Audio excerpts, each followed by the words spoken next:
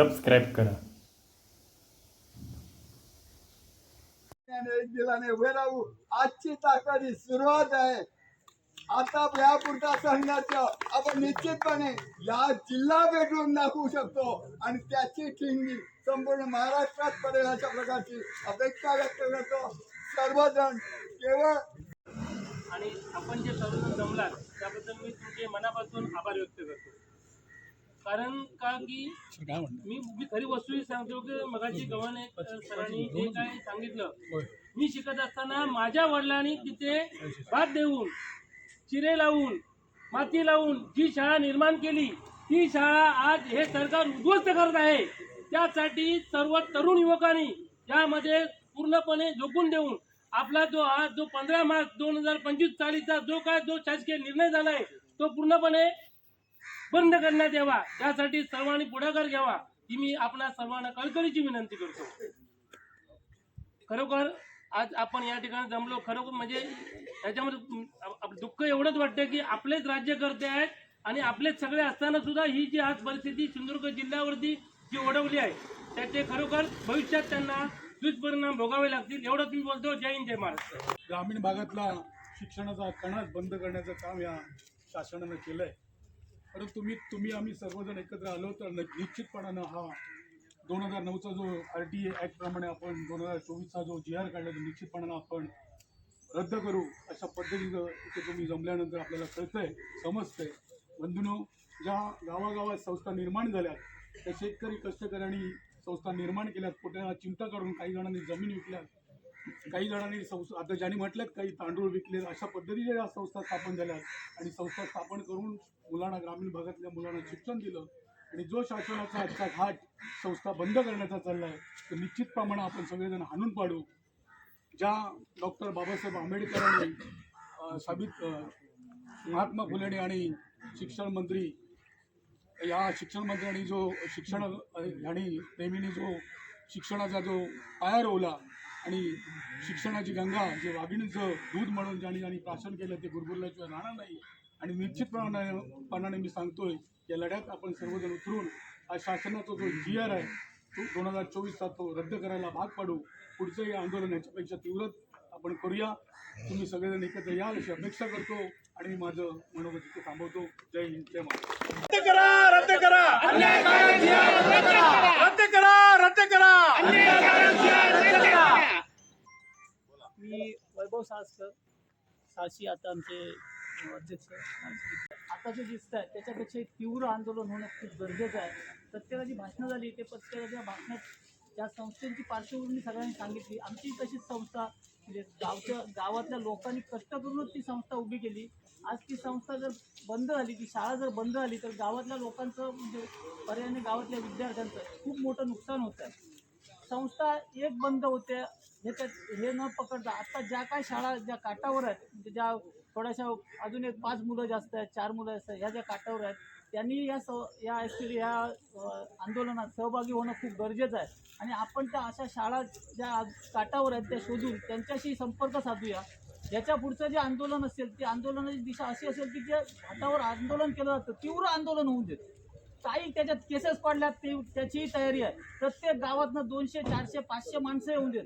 प्रत्येक तालुक्यात आंदोलन होऊन देत. इथे यांनी जी दखल आता जी अजूनही घेत नाहीत ती दखल त्यांनी इथे येऊन घ्यावी.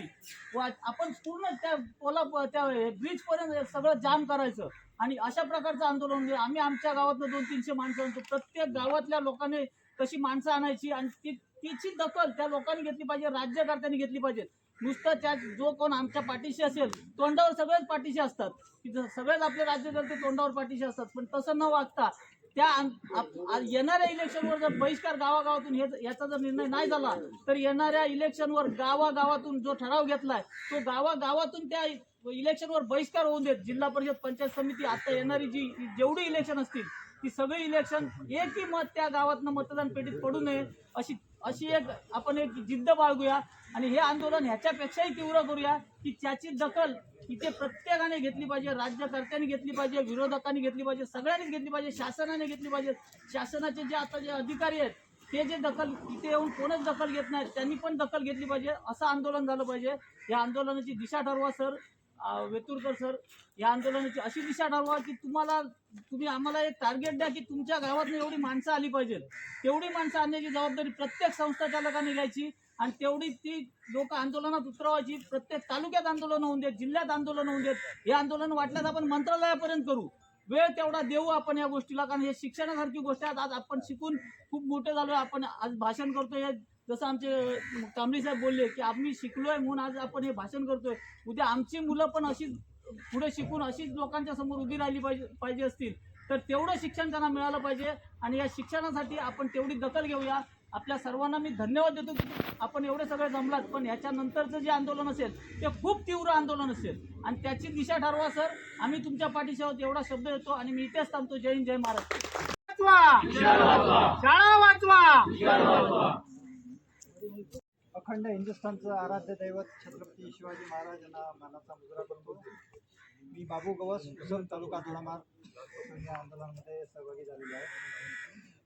सांगायचा मुद्दा आहे की 4 तारीखला जेव्हा पहिल्यांदा आर्य हायस्कूलची बातमी आली की आर्य हायस्कूलने आंदोलन केलं, त्याच्यानंतर मी दोडामार्गमध्ये गट शिक्षणाच्या ऑफिसला गेलो. तिथून माहिती घेतल्यानंतर ती थोडीशी 6 तारीखला मग आमचा ग्रुप तयार झाला आणि तिथून ह्या हालचाली सुरू झाल्या. आणि इथून पुढं हे आपल्याला फोपावत न्यायचं आहे, बळकट करायचं आहे.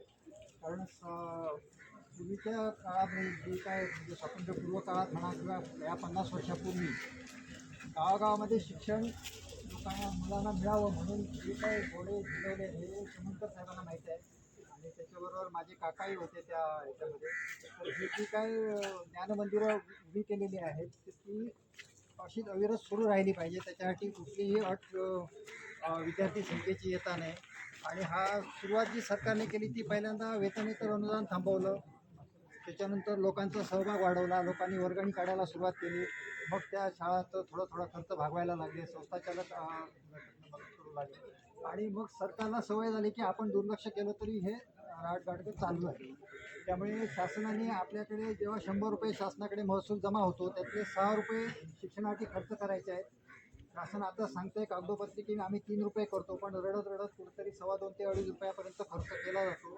आणि त्यामुळे हा खर्च परवडत नाही, म्हणून शिक्षक कमी करायचे. आणि हे शिक्षक कमी करण्यामागचं शासनाचं एकच हे आहे की 2000 कोटी रुपये वाचणार आहे. हे 2000 कोटी रुपये वाचवण्यासाठी ह्या शाळा बंद करायच्या आहेत. पण ह्याचे दुष्परिणाम काय होतील हे शासनाला माहीत नाही किंवा त्यांना त्याचं स्वयंसिद्ध कदाचित नसावं. कारण माझा स्पष्ट आरोप आहे की शासनकर्ते हे संवेदनशील नाही आहेत. हे असंवेदनशील माणसं आज त्या खुर्चीवर बसलीत, चुकीच्या मार्गाने बसलीत. त्याच्यामुळे त्यांना तुमच्या मताशी किंवा तुमच्या आंदोलनाशी काही देणं घेणं नाही. त्याच्यासाठी हा लढा आपल्याला आणखी तीव्र करावा लागेल. त्याच्यासाठी म्हणजे ॲक्च्युली कदाचित त्यांचा उद्देश हा असेल की जसं ईश्वररत्न डॉक्टर बाबासाहेब आंबेडकर शिकले तसे काहीतरी आपल्यातनं आंबेडकर निर्माण व्हावेत म्हणून ती परिस्थिती पुन्हा आणत आहे. कारण माझ्या अगोदरची पिढी ही माझ्या गावापासून 40 किलोमीटर बांद्यामध्ये येऊन लोक ती राहत होते, विद्यार्थी, आणि काही मोजकी मुलं शिकत होती. गावात शिक्षणाची सोय झाल्यामुळे प्रत्येक घरातला मुलगा हा शिकू लागला आणि ती व्यवस्था सगळी नष्ट करण्याचं काम हे शासन करतं. तर त्याच्यासाठी शासनाला जाग आणण्यासाठी आपल्याला आता जसं काही सांगितलं तसं मतदानाच्या मार्गातनं, असहकाराच्या मार्गातनं, ह्या सगळ्या गोष्टीतनं मी तर काल 2 दिवसापूर्वी रत्नागिरी टाइम्सच्या पेपरला पण दिलेलं की स्थानिक आमदारांनी ह्याच्यावरती मौन उघडावं, मौन सोडावं. तर अजून त्यांची काही प्रतिक्रिया आलेली नाही. त्यांना कदाचित त्याची गरज वाटत नसेल. तर जेवढं आपण हे आंदोलन तीव्र करू त्या प्रमाणात मग त्यांचं लक्ष द्यायला सुरुवात होईल. कारण ह्या सगळ्या पॉलिसीज आहेत ह्या AC केबिनमध्ये ठरतात आणि मग आपल्याला असं उन्हात येऊन बसावं लागतं. तर ह्याचा दाब आपणच विचारला पाहिजे. आपणच त्याचे कर्तेधर्ते आहोत. वितुरकर सरांना खूप मी आभार. पहिल्यांदा नमूद केलं की मॅनेजमेंटचा स्टुडंट आहे. आम्ही आमच्या क्षेत्रात कुठची गोष्ट ब्लू प्रिंट काढल्याशिवाय आम्ही पुढे जात नाही. उद्याचा दिवस आम्ही आज ठरवतो कसं करायचं, त्यानंतरच आम्ही काम करतो. पण एकंदरीत जसं की बोलले हे आमचे सर आहेत, म्हणजे माझं वय काय जास्त नाही आहे. मला वाटतं ह्या सगळ्यात मीच कमी वयाचं असेल. तर मी कधी बोललो नाही, पण ह्या तळमळीमुळे मला एवढं माहिती आहे. मी गोव्यात काम करत असताना मी कलेक्टर ऑफिसमध्ये जातो, SP ऑफिसमध्ये जातो, कारण का ज्या हॉटेलचं मी बघतो सगळं ते डॉक्युमेंटेशन रिनोव्हेशनसाठी मी सगळ्यांना जाऊन फेस करतो. पण इथे मी महाराष्ट्र गव्हर्नमेंटमध्ये कधी गेलो नाही. त्यामुळे मला कळत नाही की ॲज अ पालक काय चाललं आहे आणि ह्यांना कुठे घेऊन जायचं आहे, शिक्षण क्षेत्र कुठे. तिकडे नाशिकमध्ये झाडे वाचवा, पर्यावरण वाचवा, इकडे आपण म्हणतो शाळा वाचवा, शिक्षण वाचवा. म्हणजे एवढे आपण AI कडे जरी आलो आहोत तरी आपण हेच अजून करतोय. म्हणजे करायचं काय, म्हणजे ह्याचा अर्थ काय? पालक म्हणून वाटतं इथे आपल्याला काय जमणार नाही. मला वाटत नाही. माझी आता आता सांगायचं म्हणजे काय, माझ्या शाळेत 4 शिक्षक आहेत आणि ते जीवाचे रान करून शिकवतायत, सहल काढतायत, परीक्षांना बसवतायत आणि ते रोड मॅप करतायत की बाबा ह्या मुलाला मी कुठे घेऊन जाऊ शकतो, कुठच्या परीक्षेत येऊ शकतो तो. आणि मध्येच त्यांना एक कॉल येतो किंवा जीवार येतो की बाबा तुमची बदली होणार किंवा बंद होणार. मग त्यांचं ते मेंटॅलिटी हलतात आणि मुलं पण हलतात. इनडायरेक्टली आम्ही हलतो, आम्हाला कळत नाही काय चाललंय ते. म्हणजे पालक म्हणून जर तुम्ही जातच असाल तर तुम्ही हे जरा त्यांच्याकडे मांडा हे विषय. कारण काय, मला राजकारण कळत नाही, मला राजकारण करायचं नाही. मला माझ्या जॉबमध्ये प्रमोशन पाहिजे, मला तिथे इन्क्रीमेंट पाहिजे, तिथे माझ्या पैशाचे करून मी काही करू शकतो. पण हे जर असंच चाललं तर मग आम्हाला पण कसं आहे कळत नाही काय करायचं ते. काय मग गव्हर्नमेंटच्या शाळेमध्ये ठेवायचं की मग गोव्यामध्ये टाकायचं. कारण काय, गेल्या वर्षी आमच्या शिक्षकांनी पूर्ण गावात फिरून काही मुलं रिटेन केली होती जी गोव्याला जात होती. आणि ह्या वर्षी पण पुढच्या वर्षी येणार आहेत. पण हे आता GR आल्यामुळे त्यांनाच कळत नाही आपण काय करायचं, जाऊन काय बोलायचं शाळा प्रत्येकाच्या घरात. म्हणजे दररोज सकाळी गाडी जाते आणि दुपारी गाडी येते. त्यामुळे सर तुम्हाला रिक्वेस्ट आहे, आमच्यातर्फे तुम्ही जरा त्यांच्यासोबत बोला. धन्यवाद. मध्ये आहेत. परंतु सुधारशी एक गोष्ट सांगू इच्छितो की रोड मॅप शासनाचा राज्यकर्त्यांचा तयार आहे, तो आपल्याला समजत नाहीये. तो रोड मॅप त्यांचा हाच आहे. तू ज्या शाळेत शिकलास, मी ज्या शाळेत शिकलो, त्या शाळा नष्ट करण्याचा त्यांचा रोड मॅप आहे. हाच रोड मॅप आहे त्यांचा आणि त्याच्यावर ही चळवळ आहे. ज्या शाळेमध्ये शिकून अनेक जण जे आपले राष्ट्रपती झाले, जे अनेक शास्त्रज्ञ झाले, जे पंतप्रधान झाले, मुख्यमंत्री झाले, हे सगळेजण त्याच शाळेत शिकले. महाराष्ट्राचा इतिहास काढून बघा, भारताचा इतिहास काढून बघा. तेव्हा रोडमॅप या शासनाचा, या म्हणण्यापेक्षा राज्यकर्त्यांचा, जे कोण असतील ते सगळेच काय एकाच प्रकारचे, एकाच विचारधारेचे नाहीये. रोडमॅप त्यांचा आहे. तो रोडमॅप त्याला युटर्न आपण दिला पाहिजे. त्याच्यासाठी ही चळवळ आहे, लक्षात घ्या. आणि मला वाटतं निश्चितपणे तर या ठिकाणी कोण नेता नाहीये, या ठिकाणी कोण राज्यकर्ता नाहीये, या ठिकाणी कोण जिल्हा परिषद सदस्य किंवा अध्यक्ष म्हणून आलेला नाहीये, आमदार म्हणून आलेला नाहीये. या ठिकाणी जो आलेला आहे तो सर्वसामान्य शेतकरी कुटुंबातील शिक्षणाची आवड आणि जाण असणारा या ठिकाणी कष्टकरी बहुजन वर्ग आलेला आहे, लक्षात घ्या. त्यामुळे कोण आणलेलं नाहीये, कोणाला स्वतःच्या खर्चाने आलेले आहेत. आम्ही सगळेजण जे कोण करायचे, तिथे माझं फार उहापोह झाला, नाव प्रत्येकाने घेतलं, काही गरज नाही. त्या ठिकाणी माझं कर्तव्य मी करतोय. इथे काहीही या प्रकारे जास्त कौतुक करण्याची माझी काही गरज नाही. माझं कर्तव्य मी करतोय, लक्षात घ्या. मला वाटलं मी करतोय, त्यामध्ये काय फार मोठं वेळही करतो असेल भाग नाहीये. कुणीतरी केलं पाहिजे. मी फक्त माध्यम आहे, त्यामुळे तो काही भाग नाही. पण एक गोष्ट तुम्हाला लक्षात घ्या, जर आपण या पद्धतीनं करण्याचा जर प्रयत्न केला तर अवघड काहीच नाही. आज आपण 50 माणसं असताना आपण 150 माणसं या ठिकाणी जमलो, 200 माणसं या ठिकाणी जमलो. उद्याचा जो मोर्चा असेल, मोर्चा आपण कधी काढायचा तो ठरवूया. मोर्चा असेल मग अशी म्हणाले कोणतरी की चक्का जाम करून दाखवूया सिंधुदुर्ग जिल्ह्यामध्ये, पहिला होईल का नाही होणार. म्हणजे शाळा बंद पडतो किंवा त्या शाळेतील ग्रामस्थ वगैरे असं नाहीये भाग. हा सिंधुदुर्ग जिल्ह्यातील सगळ्यांचा प्रश्न आहे. सगळ्यांना आपण पटवून देऊ, सगळ्यांपर्यंत आपण जाऊ, सगळ्यांना आपण गोळा करू, एकत्र करू. प्रत्येकानं, माझं एकट्याचं काम नाहीये, प्रत्येकानं आपण लक्षात घ्या. आज जसे आला कित्येक पटीनं आपण या ठिकाणी येऊ आणि ते करून आपण दाखवू. रोडमॅप त्यांचा आहे, त्यांना हेच करायचंय, ते आपण टाळलं पाहिजे. एक लक्षात घ्या, मला एकच सांगायचंय की प्रत्येकानं आत्मकेंद्रीय राहू नका. मला या ठिकाणी फार अभिमान वाटतो तुमचा सगळ्यांचा की कोणी कुणाला फोर्स केले नाहीये. तुम्ही केलंय का कोणी, हे चला ना गेलंच पाहिजे, आलंच पाहिजे बाबा, एवढे तुम्हाला पैसे देतो, गाडीची सोय करतो, असं कोणी झालंय का? नाही, हे लक्षात घ्या. गावागावाच्या सभा होत आहेत. मी अभिनंदन करतो आरेश्वर विद्यालयाचं. आज या ठिकाणी अनेक जण आले, सुरुवात तिथून झाली. नंतर मठ हायस्कूलने आणि त्या ग्रामस्थांनी एवढा धमाका केला सिंधुदुर्ग जिल्ह्यामध्ये. मठ हायस्कूलने प्रचंड आज वेंगुर्ला तालुक्याच्या वतीनं काही मंडळी आली आहेत. ते म्हणाले आम्ही सर 5 जण येतो, आम्ही 100-200 आलो असतो. म्हटलं 5च जण या, त्याच्यापेक्षा कमी आला तरी चालेल, बोललो ना. लक्षात घ्या. म्हणजे आडवली हायस्कूलमधून आलेले आहेत, त्या ठिकाणचे गावातील लोक आलेत. इथे कोणी कर्मचारी नाही, इतर कोणी नाही. इथे आले पंचायत समिती सदस्य होते, जिल्हा परिषद सदस्य होते, बाजार समितीचे सदस्य होते, मी स्वतः पंचायत समितीचा सदस्य होतो. ते लेबल नाही आहे या ठिकाणी फक्त आम्ही आहोत. आम्ही केवळ पालक, आम्ही केवळ ग्रामस्थ म्हणून शाळा टिकली पाहिजे. यासाठी आमचा रोडमॅप हा आहे की ज्या शाळांचं, ज्या शिक्षणाचं विकेंद्रीकरण झालं, घराघरात शाळा गेली, ते आज बंद करू पाहते. आज सुदर्शन तुझी ताकद आहे, आज माझी ताकद आहे म्हणून मी माझ्या पोरांना घातलं, हे होईल का? नाही. आत्मकेंद्रित राहून चालणार नाहीये. शासन आला आणि या राज्यकर्त्यांना, काही ठराविक वर्गातील लोकांना, माणसाला आत्मकेंद्रित करण्याचं अप्रत्यक्षपणे षडयंत्र चालू आहे त्यांचं. लक्षात घ्या. त्यांना तुम्हाला आम्हाला टीव्हीवर ते सासू सून आणि ते कुटुंबातलं नको नसलेली भांडणं दाखवते आणि तुमच्या आमच्या डोक्यामध्ये आपण बदल होऊन ते सगळं बघतोय. हे सगळं रिसर्च चालू आहे, पद्धतशीर चालू आहे. हा रोडमॅप आहे त्यांचा. लक्षात घ्या. अरे ज्या शाहू, ज्या फुलेनी, ज्या आंबेडकरनी, ज्या राजा राममोहन रॉय, स्वामी विवेकानंद, अनेकांची नावं घेऊया. छत्रपती शिवाजी महाराज त्या काळामध्ये ज्यांनी हे विकेंद्रीकरण केलं, ज्या लोकशाहीचं विकेंद्रीकरण केलं, सामाजिक हक्क जाणीव यांचं विकेंद्रीकरण केलं, ते आज मुठभर अदानीच्या ताब्यात तुम्ही देताय, मुठभर आणि कोणाच्या ताब्यात देताय, हे शिक्षणाची ठराविक लोकांच्या ताब्यात देताय. म्हणजे इकडचे तुम्ही मागाशी सांगितलं पर्रिकर साहेबांनी वगैरे सर्वांनी की भात साठी घाम गाळून रक्त ओकून त्या ठिकाणी जे तयार केलं, निर्माण केलं, हे असं आता वाऱ्यावर सोडून द्यायचं. काय हे काय परिस्थिती आहे ही? आपली सुरुवात आपली इथून आहे. आपण शेवट सुद्धा चांगल्या प्रकारे करूया. ही जिद्द प्रत्येकाने बाळगा. लक्षात घ्या. काही कठीण नाही, अवघड काही नाहीये. इथे कोण आकाशातून पडलेलं नाहीये, सगळं याच मातीत जन्मलेले आहेत, हे लक्षात घ्या. आम्ही जाऊन येतो. पेशन्स. हे संजय वेतरेकर सर यांचं अभिनंदन आणि कौतुकाने त्याबद्दल आभार करतो. मी अशोक विठ्ठल तळेकर, गव्हाणे पंचक्रोशी शिक्षण प्रसारक मंडळ गव्हाणे, तालुका देवगड.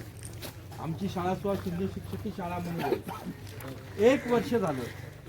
1 वर्षाच्या अगोदर परिपत्रक आलं.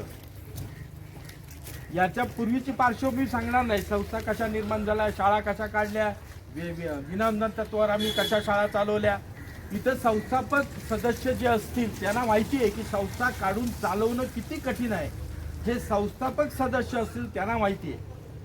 तर मी पहिला येतो. 1 वर्ष झाल्यानंतर या 1 वर्षाच्या कालावधीमध्ये कुठलाही आमचा नेता, कुठलाही पुढारी याच्याबद्दल बोललेला नाही, माझ्या तरी ऐकूयात नाही. एक गोष्ट मात्र नक्की आहे की परवाच्या जे अधिवेशन झालं नागपूरला, एकमेव तरुण आमदार तासगावचा रोहित आबा पाटील हा एकमेव प्रश्न उपस्थित करणारा होता.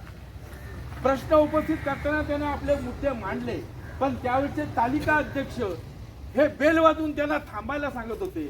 त्याचा अर्थ असा की शासनाला शिक्षणाबद्दल किती गांभीर्य आहे हा त्याच्यातला अर्थ निघतो.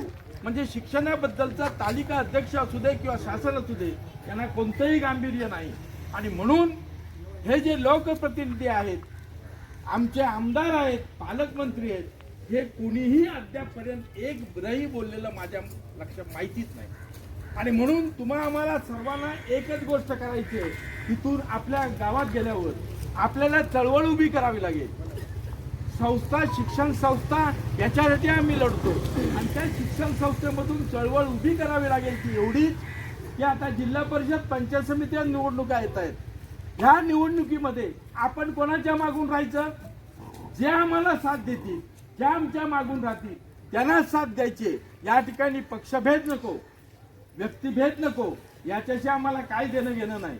आज मरणाच्या शय्येवर पडलेल्या आपल्या शिक्षण संस्था, आपल्या शाळा जगवायच्या असतील तर मित्रहो, आपण मतदार म्हणून आपल्याकडे एकच हत्यार आहे, मतदानाचं. आणि ते मतदान करताना त्याच्यापूर्वी चळवळ निर्माण करून जेव्हा आपल्या पाठीशी राहील तो कुठल्याही पक्षाचा असू दे, आम्हाला काही त्याचं देणं घेणं नाही. अशाच व्यक्तीला आपल्याला निवडून द्यायचंय. हे जेव्हा आपण करू त्यावेळी सर्वसामान्यांच्या हातातल्या अधिकाराचा त्या शासनाला जाग येईल.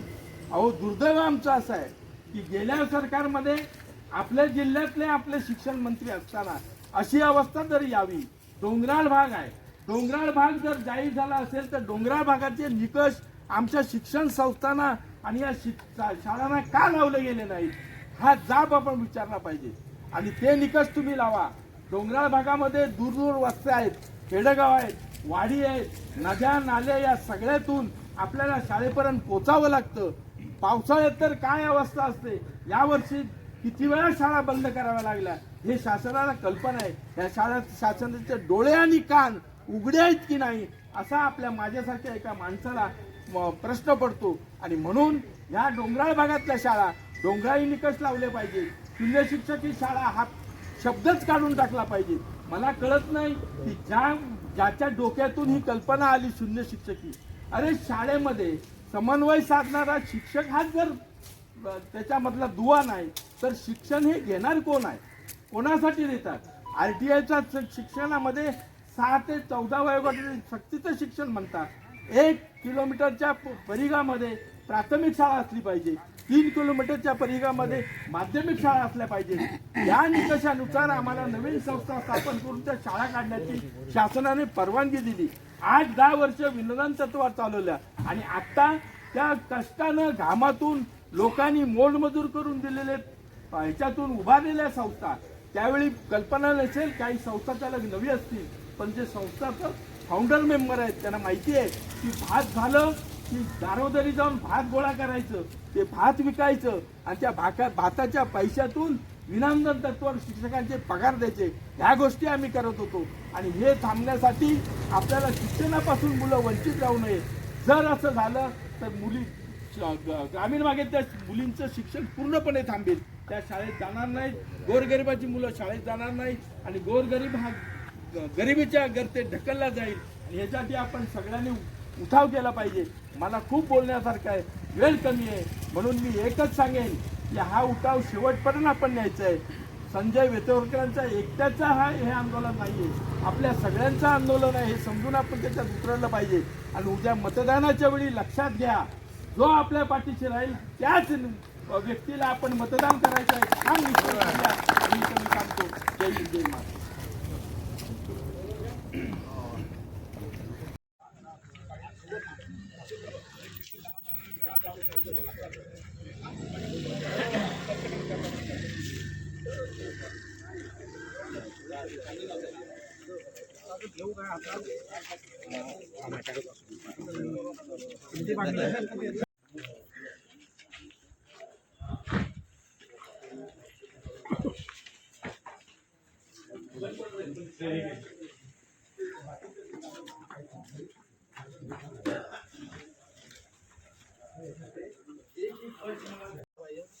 ते केलं पाहिजे, तुम्ही तेच करायला सांगितलं होतं ना. ते केलेले झाले पाहिजे, केले ते तसे फक्त ठेवत जावा तुम्ही. ठेवत जावा आऱ्याचे घ्या.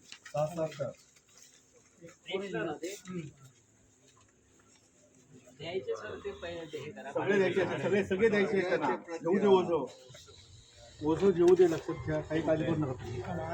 ते ग्रामपंचायत ठराव असं आणि काय असतील ते द्या, एकत्रच करायचं. नाही ते आता इकडे जोडतो.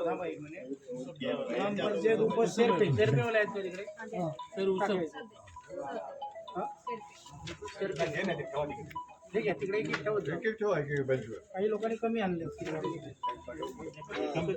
काढू नको. शर्पेच आहे खाली काढू नको. ठीक आहे, नाही एक एक आहेत ते. सात नाही गेले, आम्ही पण 7 दिले.